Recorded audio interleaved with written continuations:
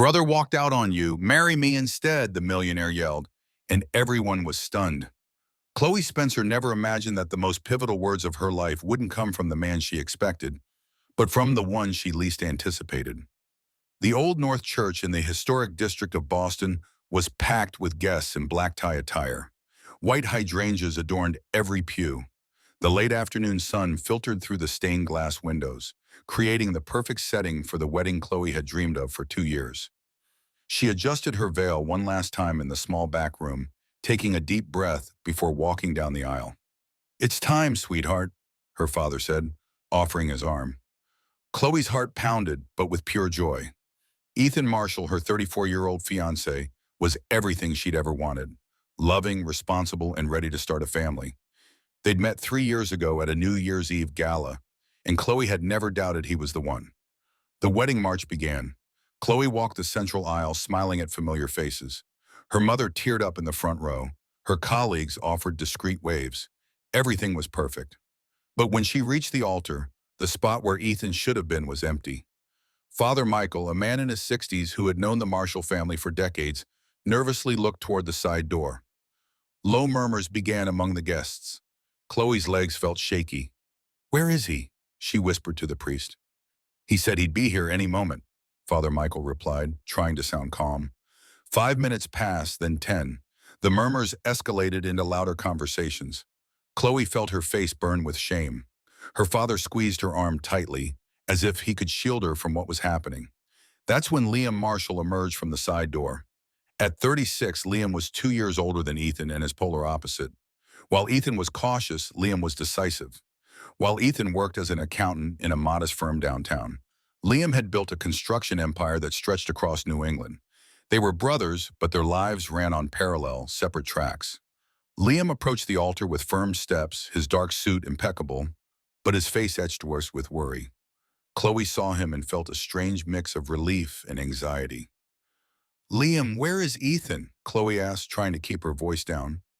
Liam looked at her, then at the 200 silent, waiting guests. He took a deep breath, like someone about to jump from a cliff. "Chloe, Ethan isn't coming." The words dropped into the church like a silent bomb.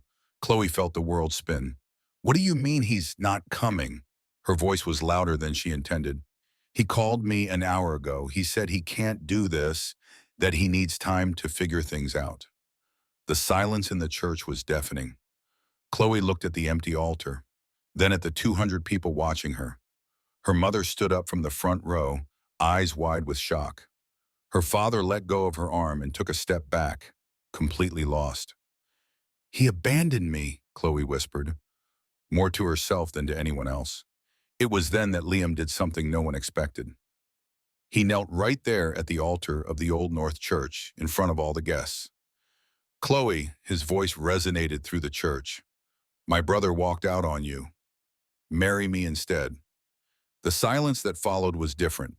It wasn't shame or pity, it was pure shock. Chloe looked down at the man she had known for 3 years, but had barely spoken to more than a handful of times. Liam had always been polite, but distant, focused on his business, always traveling for a new project. "Liam, what are you doing?" Chloe's voice trembled. "I'm offering a solution," he replied, still kneeling. "You deserve to get married today as you planned.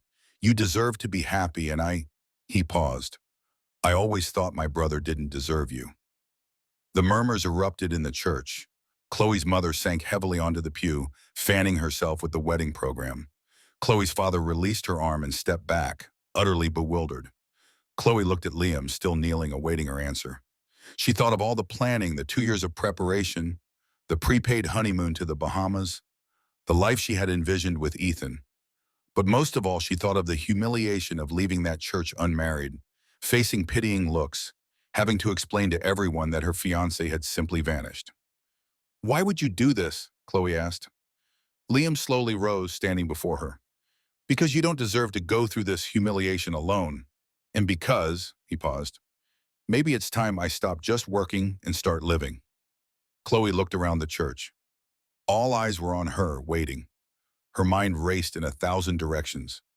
But one thing was clear: she didn't want to leave this church as an abandoned bride.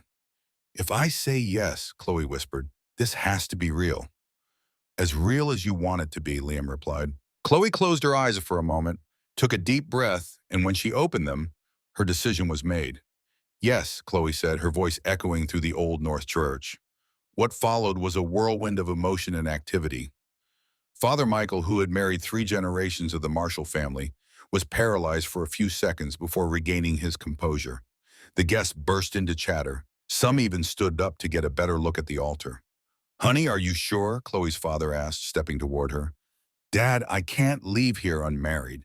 Not after all this, Chloe responded, surprised by the firmness in her own voice. Liam stood beside her, calm despite the surrounding chaos. He signaled to Father Michael. Father, if you could perform the ceremony, I'd be very grateful, Liam said. The priest looked at them both, then at the restless guests.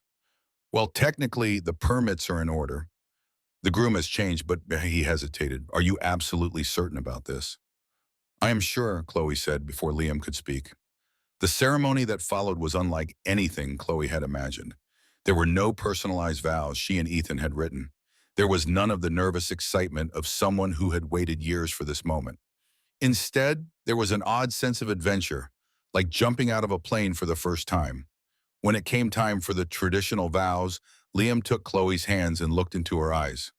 Chloe, do you take Liam to be your husband, to love and cherish, in joy and sorrow, in sickness and in health, for richer or poorer, for all the days of your life?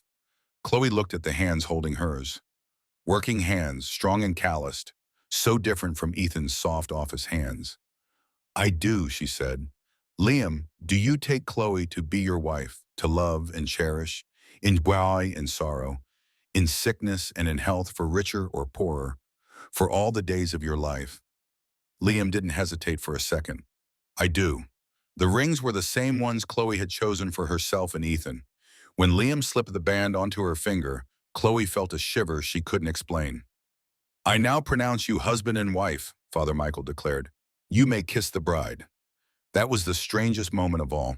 Chloe looked at Liam, the man she barely knew, who was now her husband.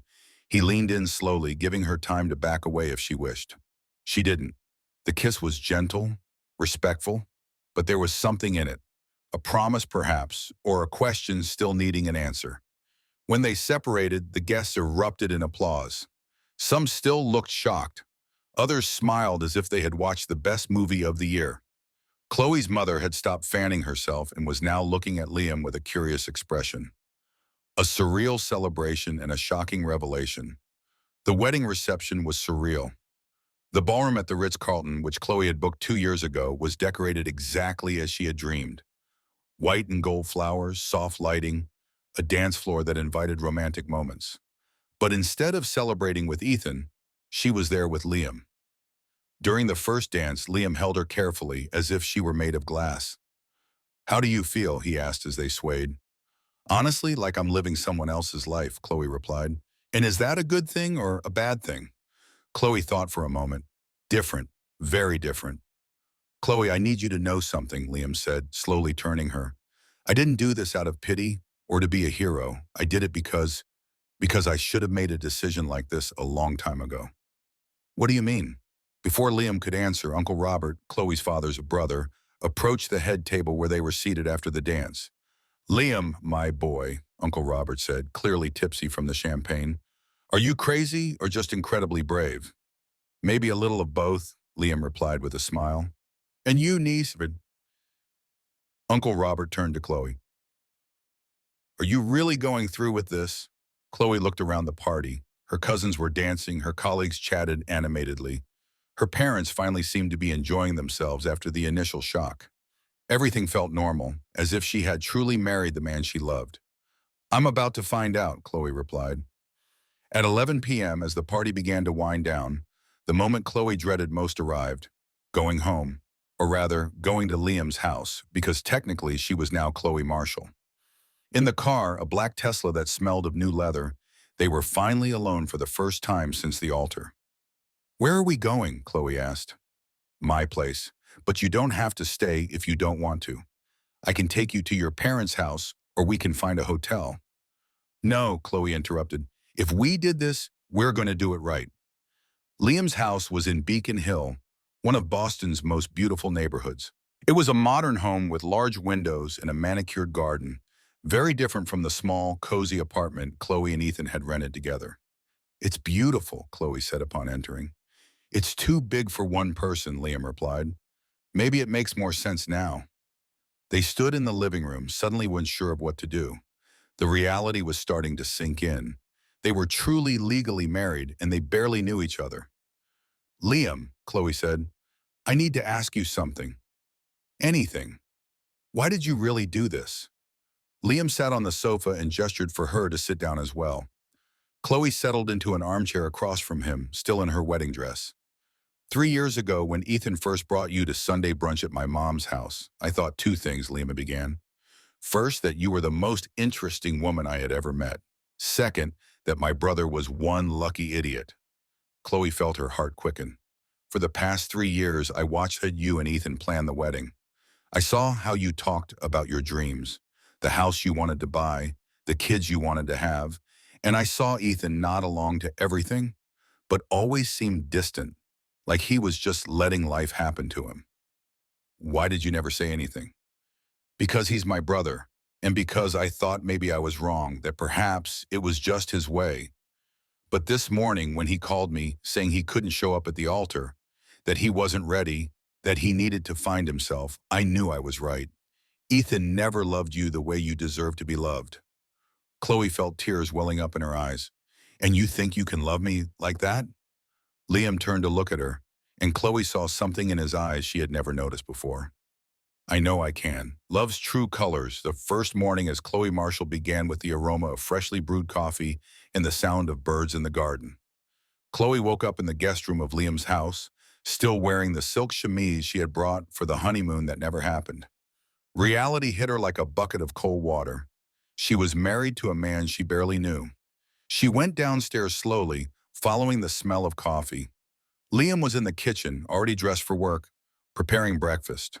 There were toast, sliced fruit, and scrambled eggs set on the table. "Good morning," he said with a cautious smile. "Sleep well?"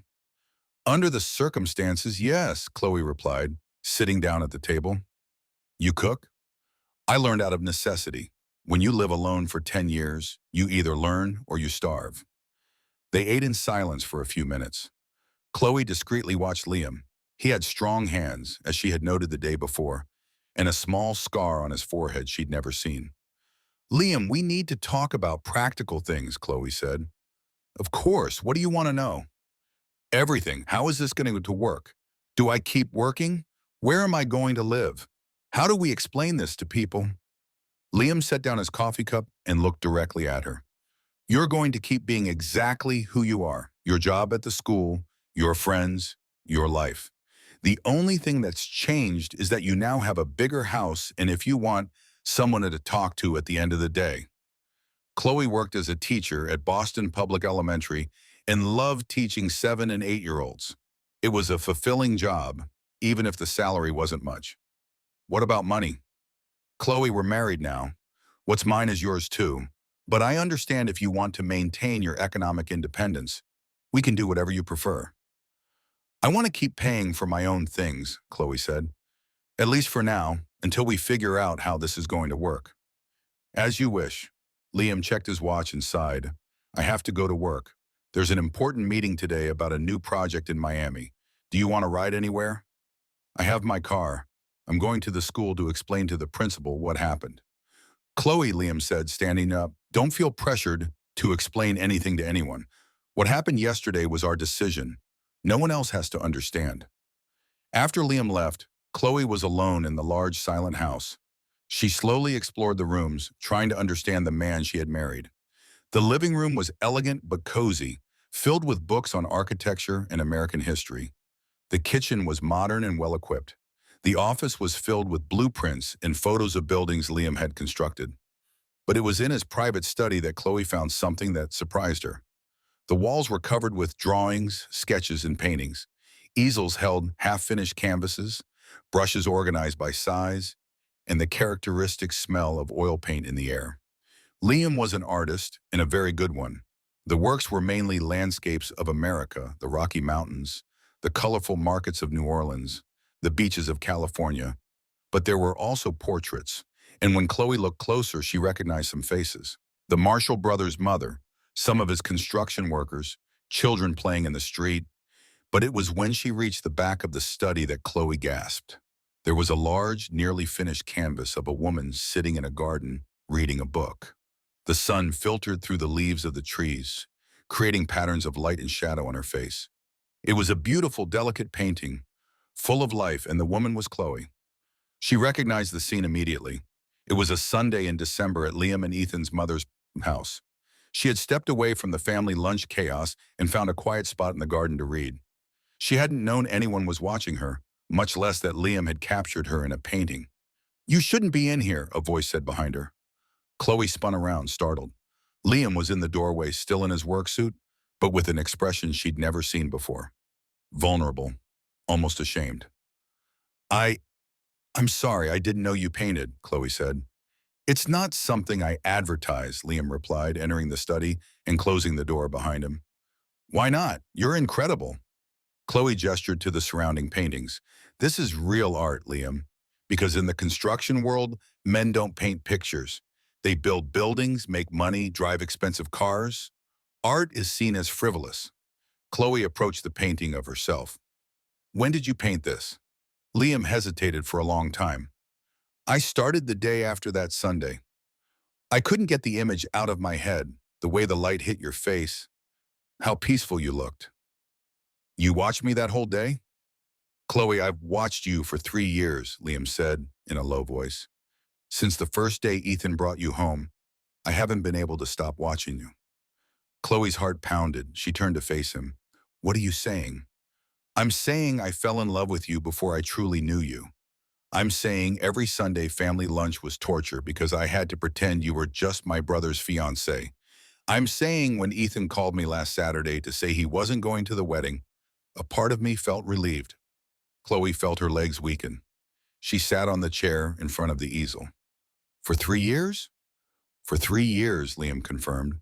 "And before you ask, no, I never did anything to sabotage your relationship. I never said a word against Ethan. I never gave the slightest hint that I felt anything for you, because he's my brother, and you seemed happy with him. But at the altar, I saw a chance to at least try to make you happy the way you deserve, even if you never loved me the way I love you."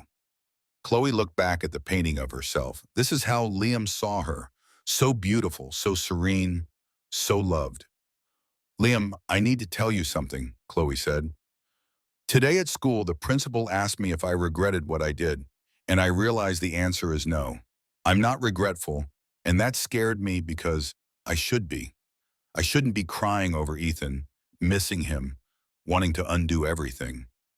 "And why do you think you're not?" "Because in these 2 weeks living here with you, I've felt more like myself than in the past 3 years," Chloe said, almost in a whisper. "With Ethan, I always felt like I had to be the perfect girlfriend, the ideal future wife. With you, I can just be." Liam approached slowly, as if afraid she might panic and run away. "Chloe, I don't want you to be with me out of gratitude or convenience, or because you don't know what else to do." "What if it's out of love?"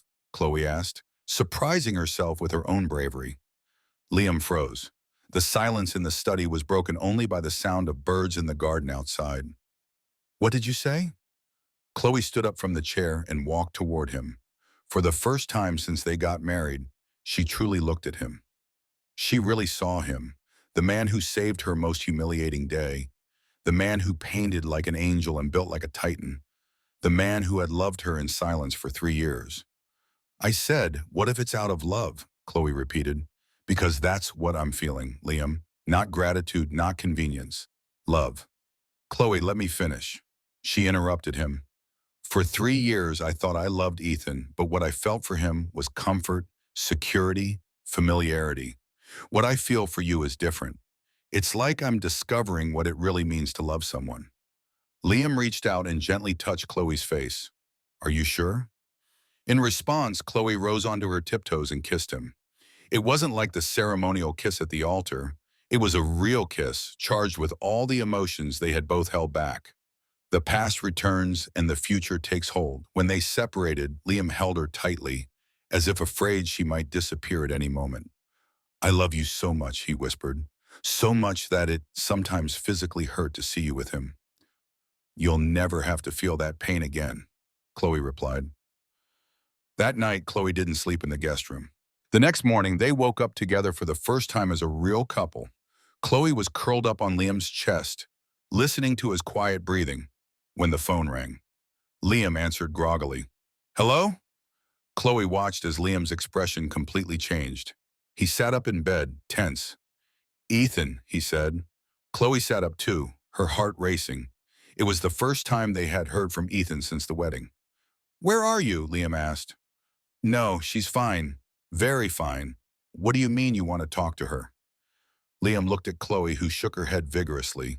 She wasn't ready to talk to Ethan. Maybe she never would be. Ethan, listen carefully to what I'm about to say, Liam said firmly. You had your chance.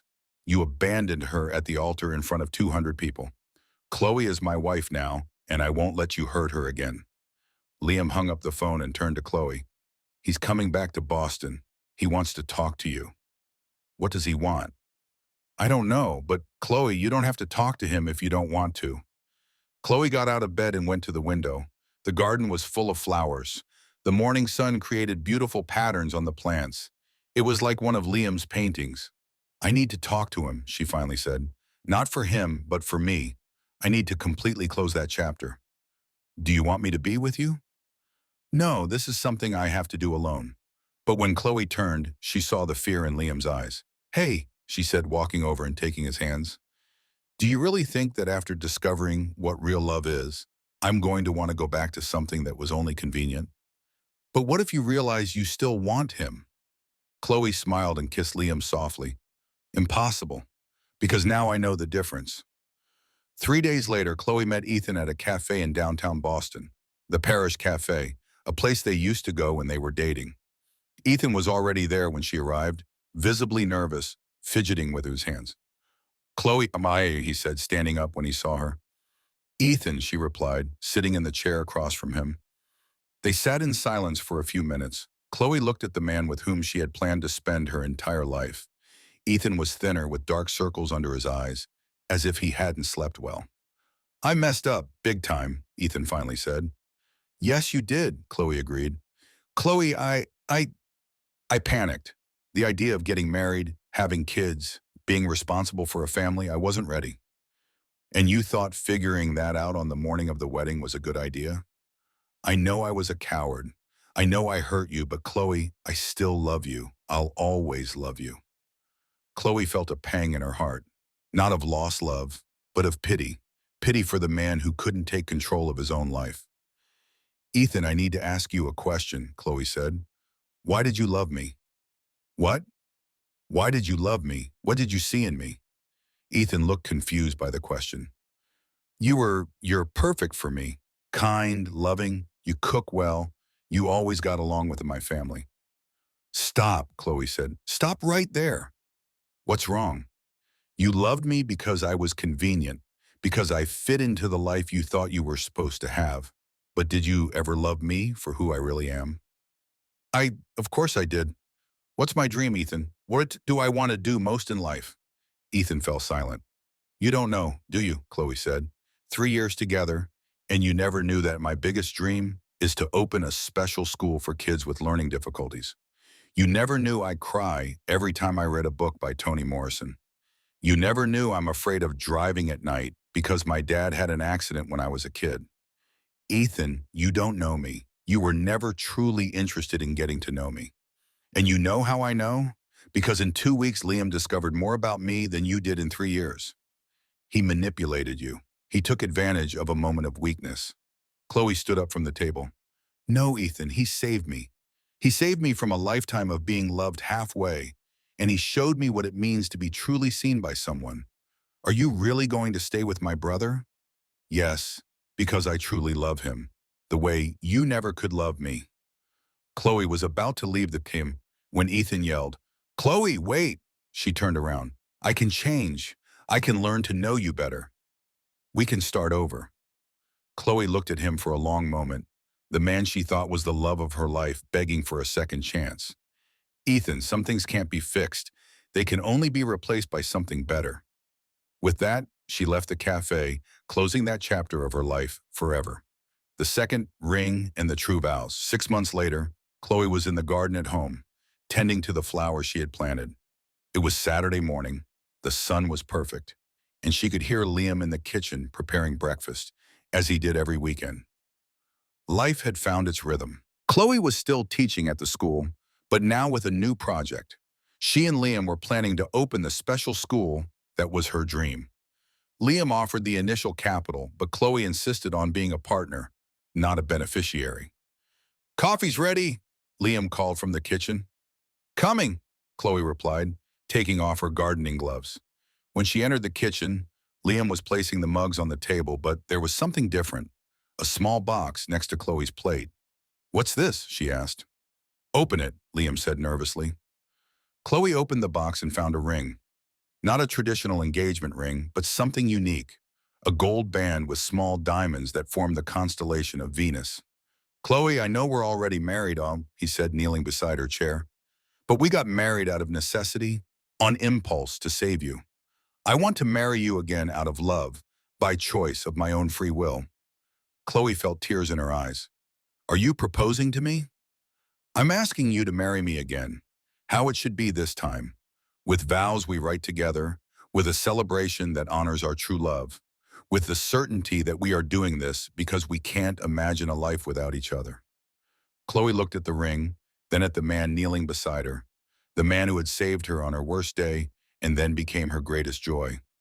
"Yes," she said, 1,000 times, yes. 2 months later, Chloe and Liam got married again, this time in a small ceremony on the beach in Nantucket. Only the closest family and dearest friends were present. Chloe wore a simple dress and flowers in her hair. Liam wore a white shirt and beige pants, barefoot in the sand. The vows they wrote together spoke of second chances, of love that grows over time, of a true partnership, and of gratitude for having found each other in the most improbable way. When the minister asked if anyone objected to the marriage, a familiar voice shouted from the back of the small crowd, "I object!" Everyone turned around, stunned. It was Ethan. Liam stepped forward, shielding Chloe, but she placed a hand on his arm. "Leave him to me," she whispered. "Ethan, what are you doing here?" Chloe asked calmly. "I came to ask you for one last chance," Ethan said, walking across the sand toward the makeshift altar. "Chloe, I've changed. I went to therapy. I thought a lot about everything you said. I can love you the way you deserve." There was a tense silence. The guests watched, unsure what to do. Liam was visibly controlling his anger. Chloe looked at Ethan, then at Liam, then at the audience of people she loved. "Ethan," she finally said, "I believe you've changed. I believe you now understand what I told you at the cafe, and I'm glad you're getting to know yourself better." Ethan smiled as if he thought she was going to accept. "But I don't love you anymore," Chloe continued. "And it's not because I'm with Liam, it's because I've grown. I discovered who I truly am, and who I am no longer fits with who you are. We both deserve to be loved by people who see us completely. And Liam sees me, he knows me, he loves me exactly as I am. Ethan, I wish you all the happiness in the world truly, but you have to find it with someone else, someone who is perfect for who you are now." Ethan stood on the sand for a long time, then nodded slowly. "You're right," he said. "I just needed to try one last time." "I understand," Chloe said. "And now you can truly move on." Ethan turned to Liam. "Take good care of her." "Always," Liam replied. After Ethan left, the ceremony continued.